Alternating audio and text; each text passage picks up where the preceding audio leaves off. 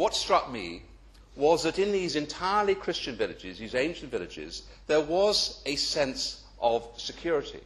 And I met many displaced people who had come up from Basra and from Baghdad to settle in the Nineveh plains. And there I heard some absolutely heart-rending stories. I met a young girl who had lost her parents and her sister, murdered. I met a widow who had lost her husband and was now caring for a disabled son, her husband murdered in an anti-Christian pogrom. I can only describe it as that. And then there was a very quiet lady sitting there, very cool, collected, listening to these appalling stories, and she finally came and told us her story.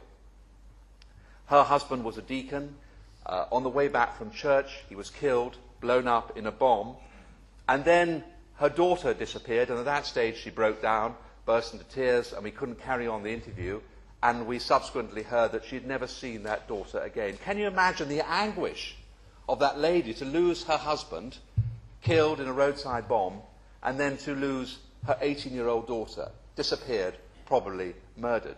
And this is only 2 or 3 or 4 stories of so many terrible, terrible stories of ordinary people who just have no interest in politics, never showed interest in politics, who just, in the suburbs of Baghdad, wanted to get on with their own lives and have now had to fled to what they consider to be some sort of safe haven in the Nineveh Plains. I give away the honourable gentleman. Thank you, Mrs. Humble. I congratulate the honourable member in achieving this very worthwhile debate, and the member has outlined some horrific stories. He will be aware of the case of Asya Ahmad Muhammad, sentenced to 5 years imprisonment at the age of 14, after fatally stabbing her uncle in trying to defend her family who were being attacked for converting to Christianity. Would the honourable member agree with me that the doctrine of treating non-Muslims as dhimmis, is the terminology that's used, or second-class citizens, is unacceptable? And does he believe that there is a duty on the government to apply more pressure, not just to Iraq, but to other Islamic countries, to end this stance regarding their own citizens? Well, it's interesting the honourable gentleman makes that very important intervention. I had a conversation with an Orthodox priest, and I just asked him, perhaps rather naively, what would happen if somebody converted from Islam and joined his congregation. I'd just been to his church. What an extraordinary, moving service it was. The whole village turned up. Entirely bare. These churches are entirely bare, no icons, no ornaments. And the priest gives a very simple service in Aramaic. Aramaic, the language of Jesus Christ. These are the last speakers of Aramaic. Anyway, I asked the priest a question afterwards when we were having a coffee with him. I said rather naively, what would happen if somebody wished to come and join your church from the local Muslim community? He said, yes, they could join my church today, and tomorrow they would be dead. There was no doubt about this. This is no exaggeration. You simply cannot evangelize in Iraq, and indeed most Muslim countries, and if you seek to convert, you will be killed. And I say, the honourable gentleman made this intervention, these people who have suffered like this are genuine religious refugees.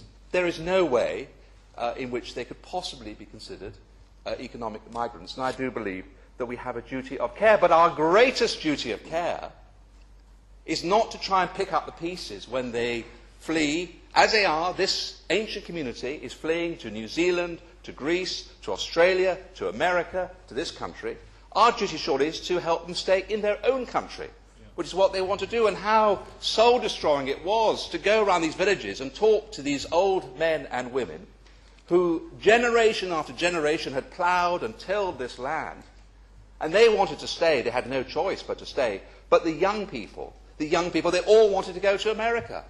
How tragic that was. And when they go to America, I know from my own experience, because my wife comes from Russian extraction, we know this, that once you leave your country, you lose your roots, you lose your language, and this language, the language Aramaic, will be lost forever.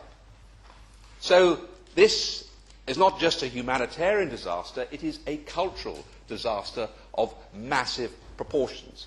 Now, there's one thing that we can do. I had these conversations, as I said, in the mountains, and I do say to the honourable gentleman who intervened on me earlier, I've got nothing against Kurds. They suffer terribly. They're also under huge economic pressure. But in Kurdistan, we have what is effectively an independent state. You never see the Iraqi army there. You never see the Americans. It's all run by the Peshmerga. It's effectively an independent state.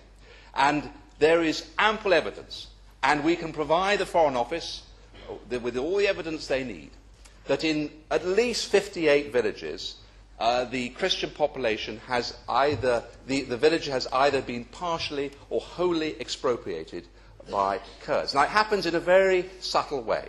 It doesn't happen in the way that Saddam used to do by bombing. It's not as cruel as that. There's no chemical attacks or anything like that. Nobody's suggesting that. But I saw it myself in a village. I was with an old man, and some kids from the next village came along. You have a dominant Kurdish population all around. They were starting to take a bit of the vineyard. He tried to shoo them away, and he told me that when he did that a couple of months before, he was beaten up. So it happens very gradually. Then they go to the courts, and the courts agree, yes, you've got the title deeds to this field, your family have been tilling this field for generations, and then the court makes a judgment, nothing happens. So it's a very gradual process in Kurdistan of these villages gradually losing a field here, a house there. But of course, they have no effective representation in the government. But there is one place in Iraq where they could have some kind of safe haven, and that is the Nineveh Plains, where they are not, they then have a majority of the population, but they are the single largest ethnic group, and they are happy to live there happily with Arabs and Yazidis. I must admit, before I went to Iraq, I never even heard of the Yazidis, but they are, again, a small religious ethnic group within Iraq, and we want to try and keep them there as well and protect them. Now, in the Nineveh Plains, the Assyrian Democratic Movement, which, as I say, has 80% of the vote, is campaigning for a 19th province. There are already 18 provinces in Iraq. The Christians are not interested in breaking up Iraq. They're not interested in their province succeeding. They just have to have one province where they feel that they will, working with the local Arabs, with the Yazidis, have some kind of real say in the governance of that province. That would give them that sense of security, of belonging to their own country. And as I said, it was interesting that when I was talking to so many of these refugees, where did they go to? They either left the country altogether, or if they wanted to stay in the country, they went to these entirely Christian villages in the Nineveh Plains. They may not stay there. They may come for a time, and then as things ease, and I'm sure the minister will reassure us that things are getting better in Baghdad, they can then return to Baghdad and Basra. So I very much hope that when the minister replies to this debate, he will at least keep an open mind on the creation of a 19th province around the Nineveh Plains. I suspect he may say that there are divided councils on this. It's difficult to get the Baghdad government to agree. We don't want to ghettoise the Christians. There's always 101 reasons for not doing something.